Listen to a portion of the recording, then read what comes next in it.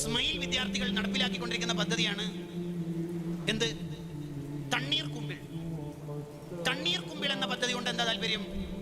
വേനൽ അതിന്റെ ഏറ്റവും ശക്തിയിലുള്ള ഈ കാലത്ത് സഹജീവികളോട് സ്നേഹം കാണിക്കാനും മറ്റുള്ളവരെ പരിഗണിക്കാനും കുഞ്ഞിളം കാലത്തു തന്നെ കുട്ടികളുടെ മനസ്സിൽ ആ ബോധം ഷെയർ ചെയ്യാനുള്ള മനസ്സ് ബോധ്യപ്പെടുത്തി കൊടുക്കാനാണ് തണ്ണീർക്കുമ്പിൾ എന്ന പദ്ധതി. കേട്ടോ, SSFന്റെ ഓരോ പദ്ധതിനെയും ആ അർത്ഥത്തിൽ നിങ്ങൾ വായിച്ചു നോക്കിയേ. ഇപ്പൊ ഒരു റമദാൻ നമുക്ക് കഴിഞ്ഞല്ലോ. സ്മൈൽ വിദ്യാർത്ഥികൾക്ക് SSF കൊടുത്ത ഇഫ്താറിന്റെ പേരെന്താണെന്നറിയോ? അജുവ പൂന്തോപ്പ് എന്നാണ്. മദീനയിലെ ഈത്തപ്പഴത്തെ ഓർമ്മിപ്പിക്കും വിധത്തിൽ കഥ പറയുന്ന ഒരു ഈത്തപ്പഴത്തിന്റെ കഥ, അതാണ് പദ്ധതിയുടെ പേര്.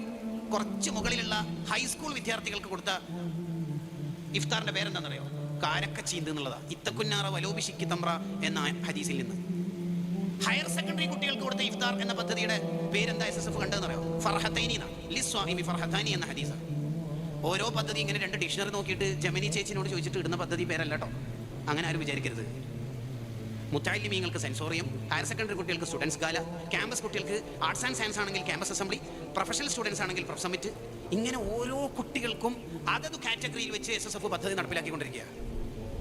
ഇതാണ് ഉമ്മമാരെ നമ്മുടെ മക്കളെ ദീനി ലോകത്തേക്ക് കൊണ്ടുവരണം എന്ന് പറയുന്നതിൻ്റെ താല്പര്യം.